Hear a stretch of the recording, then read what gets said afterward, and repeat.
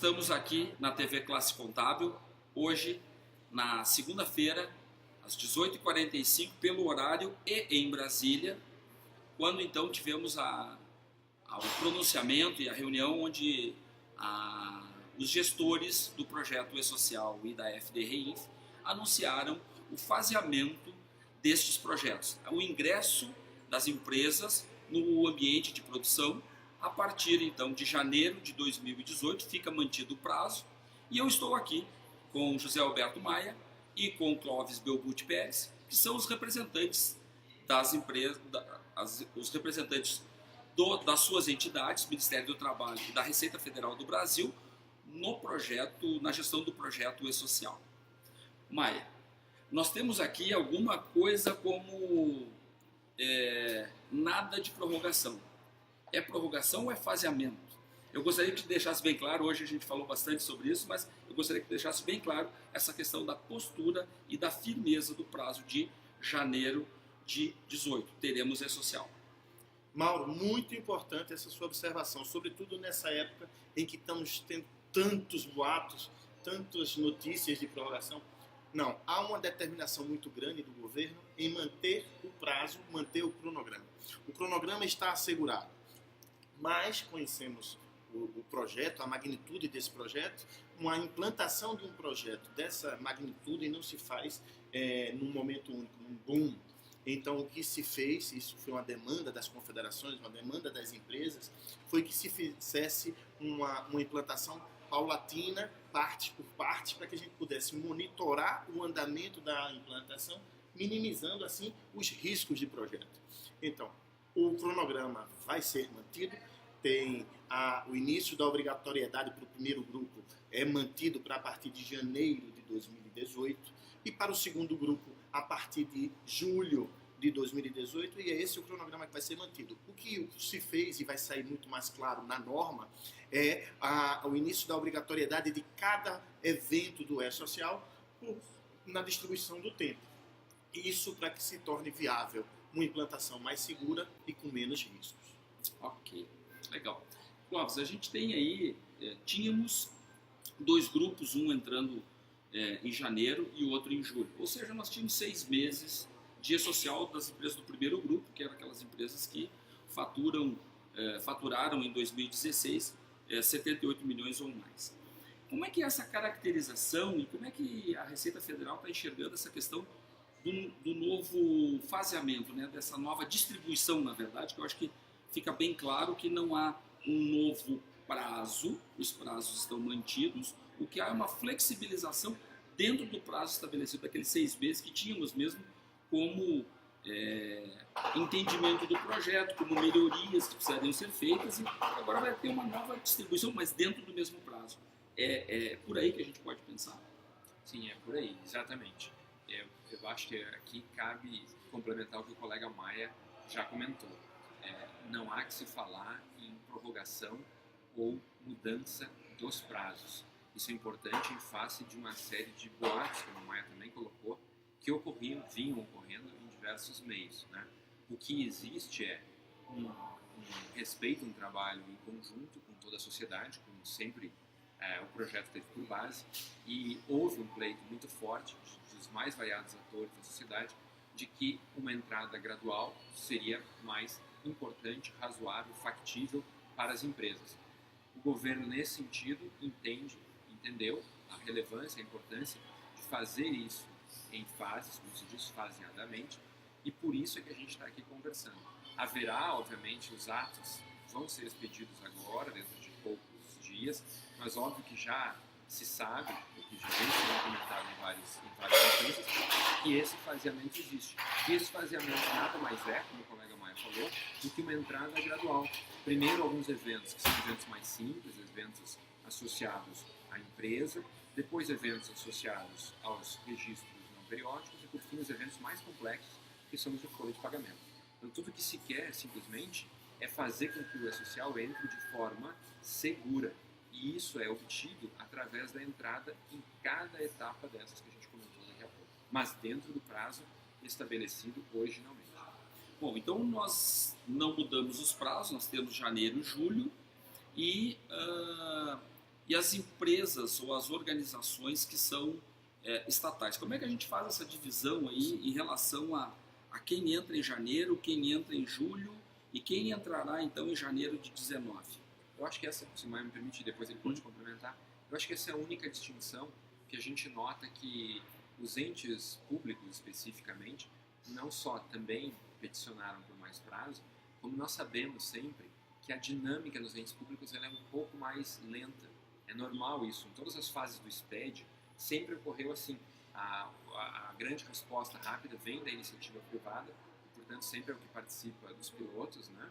E os entes públicos, por sua própria natureza, têm uma resposta que é um pouquinho mais lenta, né? Então é razoável que haja uma diferenciação nesse caso. Então, o que se entende nesse primeiro momento é que os entes públicos são os únicos que poderiam ficar um pouquinho para depois, na entrada lá em janeiro de 19, é isso que a gente tem posturado dentro do governo, né, que se acredita razoável, e para evitar problemas, não só para o projeto, mas para os próprios entes públicos. Quando a gente fala em entes públicos aqui, a gente está falando majoritariamente, o que se quer dizer com isso, é a administração direta, né, e a parte de autarquias e fundações do direito público. Né? Ou seja, então, a administração direta, autárquica e fundacional, os mais diversos entes de poder, né? É isso que você está falando. De resto, como o Maia já comentou, o calendário é mantido. Aquelas fundações, autarquias mantidas, as autarquias não, mas as fundações que são mantidas pela iniciativa privada, são privados e, portanto, seguem o calendário do privado. Eu diria o seguinte, o mais importante nessa questão do calendário, a gente olharia a questão da natureza jurídica. Eu já comentei isso em alguns fóruns, embora, como eu digo, tudo isso vai estar bem colocado nas normativas, sim, mas a gente já comentou que o importante é ver a tabela de naturezas jurídicas. Essa tabela é uma tabela da Social, eu não lembro agora o número, mas 20 e poucos, não me lembro. Mas é uma tabela que existe também na Instrução Normativa 1634 da Receita Federal, que diz quais são as naturezas jurídicas dos mais diferentes entes ou entidades. 5 naturezas jurídicas. E a natureza jurídica número 1 engloba justamente o que nós chamamos de entidades públicas. Essas é que, em princípio, ficarão para depois. Há entes que são, por exemplo, sociedades de economia mista, empresas públicas, que não pertencem a esse grupo 1, pertencem ao grupo 2, dos chamadas entidades empresariais. Essas vão estar dentro do cronograma normal que o projeto já tinha. Mesmo que o governo tenha participação acionária, mas que são administradas de forma como uma iniciativa privada mesmo, ou seja, são de iniciativa privada mesmo, são organizações que se mantêm pelo capital privado. Isso. Ok?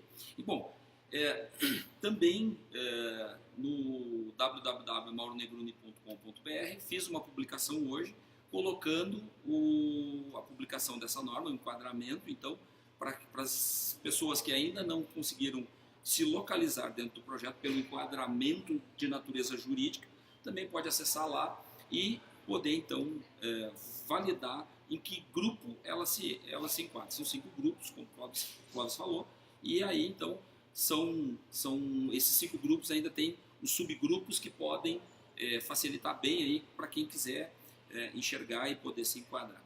Maia, a questão do SST, eu sei que a norma não foi publicada, isso aqui é uma ressalva que a gente está fazendo, nós estamos falando no dia 30 de outubro, é natural que a gente queira aqui tentar avançar em algumas situações, né? Conseguir extrair dos gestores alguma informação a mais, né? Mas a gente sabe da responsabilidade que eles têm e assim, aquilo que a gente pode falar hoje, como é que fica o SST dentro do E-Social? Qual é que vai ser o cronograma possível daquilo que tu possa falar, por favor? Mauro, na verdade nós temos o maior interesse em difundir essas informações o mais rápido possível. A gente sabe da necessidade dessas informações por parte das empresas para que elas se preparem de forma adequada para o cronograma que vai ser implantado. No caso da segurança e saúde do trabalhador, já havia uma previsão de que para o primeiro grupo esses eventos de SST entrariam no início da obrigatoriedade já para julho de 2018. E para o segundo grupo, só em janeiro de 2019. O que aconteceu é que, numa discussão com as empresas piloto, assim como com as confederações, se viu uma necessidade de se estender esse faseamento também em relação aos eventos de SST. Porque quando a gente conversou, se viu com muita clareza que, na verdade, já havia uma previsão de uma implantação faseada. Só que o SST era o que estaria na última fase dessa implantação faseada. Então, o faseamento já incluía o início da obrigatoriedade dos eventos de segurança e saúde para um segundo momento. Houve uma demanda por parte das empresas e das confederações para que esses eventos de ST, como previsto anteriormente, de só ser começada a obrigatoriedade 6 meses depois da implantação de todo o E-Social, então demandaram para que deste primeiro grupo a SST só se tornasse obrigatória a partir de janeiro de 2019. Foi um pleito que nos comprometemos a levar para as instituições, a impacto nos projetos internos das instituições, e isso precisamos validar essa informação junto aos órgãos. Mas acreditamos, sobretudo pela importância que nós damos a esse fórum, a essa instância que é o GT Confederativo, que representa, eu diria, quase a totalidade das empresas que vão ter que aderir às obrigações, nós temos certeza que vamos conseguir isso assim. Então, a princípio, os eventos de ST devem ser transferidos para início da obrigatoriedade só para a partir de janeiro de 2019. Acreditamos que vamos conseguir fechar com isso nos entes e isso vai ficar muito claro na norma que vai ser publicada. A norma é bastante explícita, entra em detalhe o que a gente quis dizer com faturamento acima de 78 milhões, com o que a gente quis dizer com faseamento, que eventos, em que parte. Isso vai estar bem detalhado na norma e eu tenho certeza que vai sair algo bastante compreensível por parte das empresas. Então, o meu coração bate mais forte aqui, mais uma vez, porque estamos tratando de projetos em que a sociedade está participando, em que as empresas estão podendo se manifestar. Nós que trabalhamos aí diuturnamente aí no ambiente do SPED, do E-Social, a gente consegue falar de novo em colaboração, ou seja, nós trouxemos o pleito, foi possível sensibilizar, né, aos representantes, e aos representantes, então, agora internalizam essa demanda e, mais uma vez, nós vamos construir juntos esse novo caminho. Isso, se há um caráter incontroverso desse projeto, é o de construção coletiva, você usou a palavra certa. Construímos esse projeto em conjunto. Não só a ideia do faseamento, não só a ideia de estipular prazos específicos, todos esses prazos têm sido fechados em conjunto para que nós consigamos fazer algo que chegue ao encontro, que vá ao encontro da capacidade instalada do país de cumprir com uma obrigação nova tão interessante a todos. Uhum. Aí nós temos uma questão aí que é onde inserir a DCTF Web e a FDRINF, né? Quer dizer, na ordem FDRINF e DCTF Web. Como é que a gente vai enquadrar essa questão da DCTF Web no faseamento? Me parece uma questão lógica, né? Porque nós temos aí a questão do impacto na arrecadação, que não pode haver, né? Então, assim, é mais ou menos para o nosso público que está assistindo e para aqueles que estão um pouco mais distante do projeto, é mais ou menos como trocar a turbina do avião voando, porque tem que tirar algo e acoplar uma nova peça, mas o funcionamento da máquina estatal não pode ser afetado. Então, o Ministério do Trabalho continua tendo as suas informações, vai ter que manter CAGED por um tempo para poder comparar com informações que estão chegando pelo E-Social e também a própria Receita, que não pode ter impacto na arrecadação, porque esses recursos são aplicados aí na manutenção da máquina pública. Como é que vamos enquadrar aí FDRINF e DCTF Web? Certo. Como eu digo sempre, nós temos que aguardar os detalhes finais das normativas. O que nós estamos fazendo aqui é antecipando algumas questões gerais, como o Maia comentou, em face das discussões que nós estamos tendo com os entes, né? Mas o que seria lógico, o que nós temos, vamos dizer assim, conversado em termos desse faseamento, né? A DCTF Web deve ficar, como óbvio, a última fase do faseamento. Depois que a gente tiver os primeiros eventos de cadastramento, depois que nós tivermos de tabelas, né? E o S1000, depois que nós tivermos eventos não periódicos, depois que nós tivermos folha rodando pelo menos por 2 meses, aí faz sentido, tendo isso calibrado, que ocorra, como você mesmo comentou, a virada de chave e o início da DCTF. Então, a DCTF é o último pedaço desse faseamento, deve ocorrer dentro do prazo de faseamento, então a gente acredita que se tudo corre bem, né, e nós conseguimos ajustar isso tudo direitinho, como é o que indica na normativa, devemos ter a DCTF na última etapa do faseamento de cada uma das etapas. Primeira etapa de janeiro a julho, a outra de julho a dezembro. E a DCTF entrando então na última etapa. Exatamente a REINF, a FD REINF, que é a irmã gêmea, ela tem uma única diferença, que é talvez uma pequena diferença, que só faz sentido ter a FD REINF junto dos eventos, né, de folha e de pagamento. Então, eu não quero precisar agora exatamente em qual momento do faseamento, a gente está, é uma questão que ainda está sendo discutida só tecnicamente, né, juridicamente, eu diria, mas é óbvio, não vou chamar de óbvio, mas é muito provável que, no caso da FD REINF, faça sentido que isso ocorra dentro das fases do E-Social que comportam as últimas etapas, maiormente a folha de pagamento. Ou seja, há uma engrenagem por trás, né?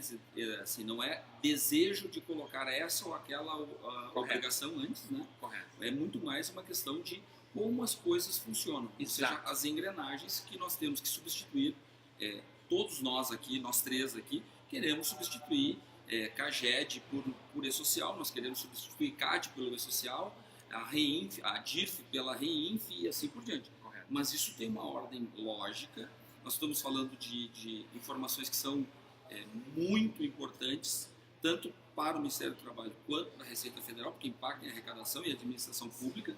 E esses senhores aqui, pessoal, eles têm uma responsabilidade muito grande, porque eles estão no volante deste projeto. Então, eu entendo até a preocupação de vocês, mas eu estou desconfiado que essa normativa está por sair agora nesses dias, porque eles falam com uma segurança de que já está isso na cabeça, ou seja, isso provavelmente já está até, assim, está no forno. Sim, a gente comentou isso, tem comentado nas reuniões, que às vezes o que atrasa um pouquinho são pequenos ajustes, mas nós temos trabalhado, como o Maia comentou, dentro do comitê gestor e nos órgãos que o compõem, dos quais nós representamos, temos trabalhado para que isso ocorra e agora é a parte final dos últimos ajustes jurídicos para que a normativa saia. A sociedade precisa disso, a gente tem maior interesse em divulgar o quanto antes. Temos uma sensibilidade muito grande com relação à pressa de que essas informações sejam divulgadas. Uhum. Por isso temos feito uso de todas as oportunidades para fazer essa divulgação.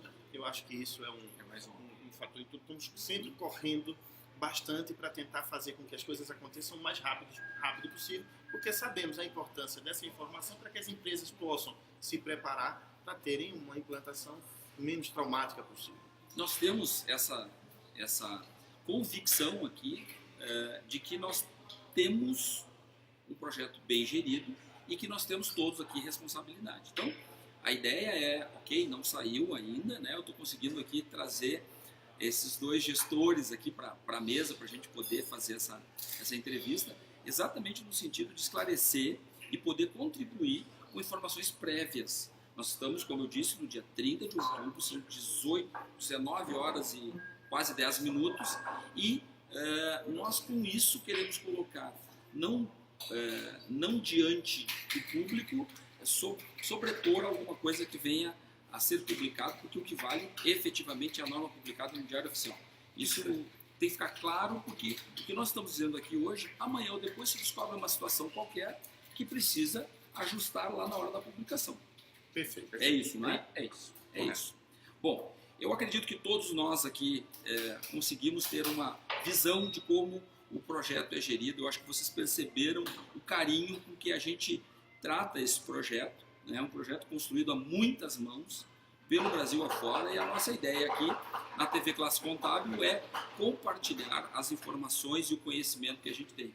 Assim como a gente já falou aqui de Bloco K, eu falei sobre DCTF Web, as minhas perspectivas para o ambiente da DCTF Web, e aqui nós concluímos a nossa entrevista. Eu quero agradecer muito aqui ao Maia, ao Clóvis, que depois da nossa reunião conseguiram ainda estar aqui, já tirando a última gota de energia que esses dois rapazes têm para a gente poder fazer essa entrevista aqui na TV Classe Contábil. Nós que agradecemos. Nós que agradecemos.